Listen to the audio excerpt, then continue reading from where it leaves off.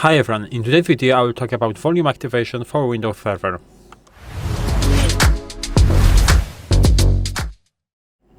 So, as I said, in this video I will talk about volume activation for Windows Server. I will show you what volume activation type you can use in order to make it work in Windows Server, and I will use my official Microsoft documentation site because I think this is the best place where you can find information about some things that you can do in the Microsoft operating system.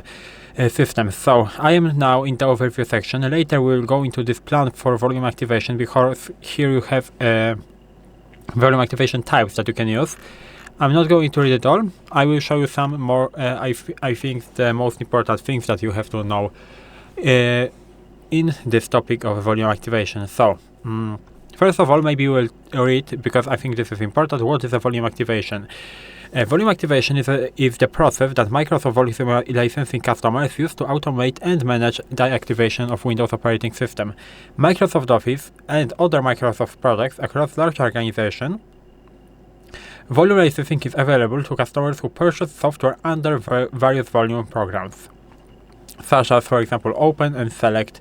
You can click on that in order to see it, and participates in programs such as Microsoft Partner Program and Visual Studio Codespace.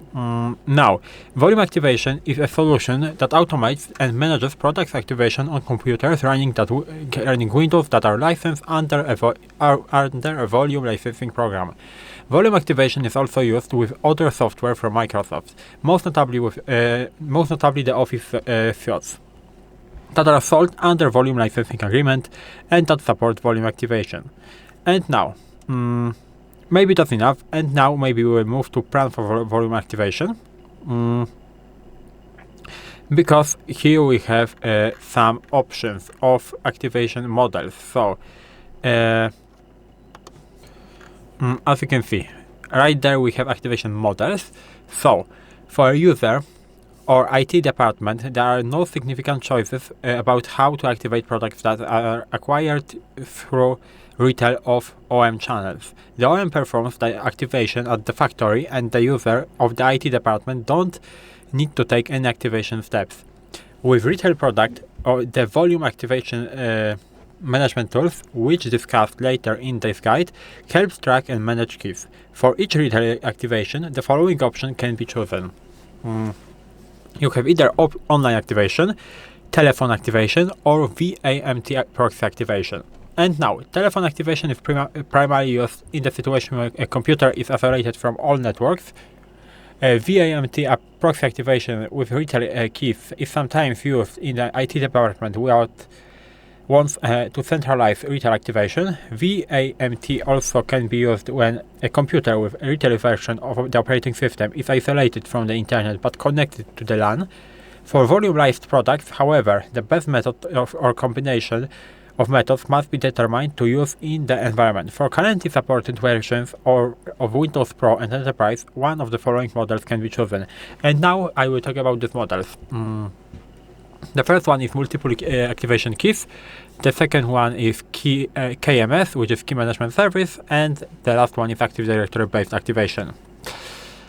Now, you have the note that token-based activation for Windows Enterprise, including LTSC and Windows Server, is available for specific situations when approved customers rely on the public key infrastructure in a high key security environment. For more information, contact the Microsoft account team or service representative. And we have the first one, which is multiple activation key. Multiple activation key is commonly used in small and mid-sized organizations that have a volume licensing agreement, but don't meet the requirements to operate a key management service. Multiple activation key can also be used if a simpler approach is preferred. And multiple activation keys also allows permanent activation of, first of all, computers that are isolated from the KMS. Second of all, computers that are part of an isolated network that doesn't have enough computers to use the KMS. To use MAK, the computers to be activated must have MAK installed. The MAK is used for one-time activation with the Windows Online Hosted Activation Services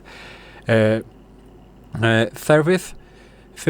by telephone or by using VAMT proxy activation.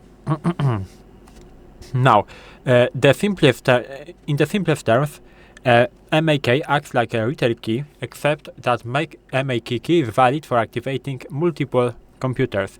Each MAK key can be used for a specific number of times. The VAMT can help with tracking the number of performed activation which with each key and how many activations remain. Organization can download MAK and KMS keys from the Volume Licensing Service Center. Here you have the link, as you can see. Website. Each MAK has a present number of activations which are based on a percentage of count of licenses the organization purchases. However, the number of activations that are available can be increased with the MAK by calling Microsoft, or MAK by calling Microsoft. Now we can move to the key management service. With the key management service, IT pros can complete activation of their local network, eliminating the need for individual computers to connect to Microsoft for product activation. The KMS is a lightweight service that doesn't require a dedicated system and can be easily co-hosted on the system that provides other services. Volume editions of currently supported versions of Windows and Windows Server automatically connect to a system that hosts a KMS to request activation. No action is required from the user. The KMS requires a minimum number of computers, either physical computers or virtual machines, in the network environment. The organization must have at least 5 computers to activate currently supported versions of Windows Server and at least 25 computers to activate client computers running currently supported versions of Windows Client. This minimum are referred to an activation thresholds. So as you can see, this is very important to remember these numbers 5 and 25. Planning to use KMS includes selecting the best location for the KMS host and how many KMS hosts to have. One KMS host can handle a large number of activations, but organizations often deploy 2 KMS hosts to ensure availability. The KMS host can be hosted on a client computer or on a server. Setting up a KMS host is discussed later in this guide. And now, we have the third one, which is Active Directory-based activation.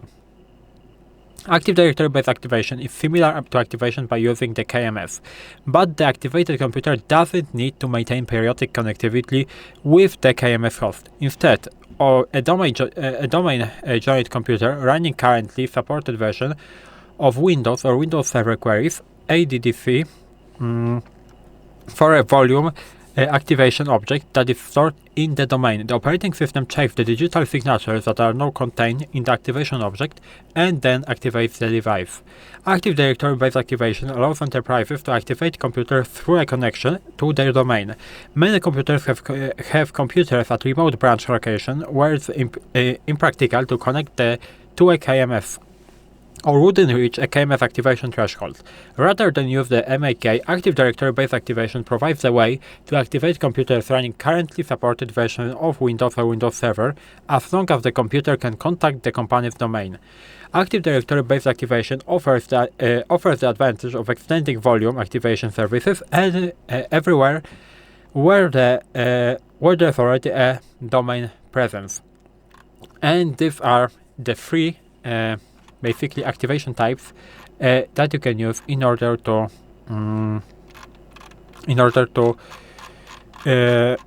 plan your volume activation. Here I have some more things. Maybe I'm not going to read it, but you have some information about network and connectivity. For example, core network, isolated for security. So if you are interested in that, you can read it on your own. Here you have the site, of course. This is the official Microsoft site, where you have a lot of information that are related to Windows Server. Of course, you have branch, office, and different network. You have disconnected computers. You have how can you test that. So this is why it is really important. And for me, that's all in this video. This is the overview, I would say. The simple overview of volume activation in Windows Server. If you found this video helpful, please leave a like, subscribe to the channel, and I hope to see you in the next videos.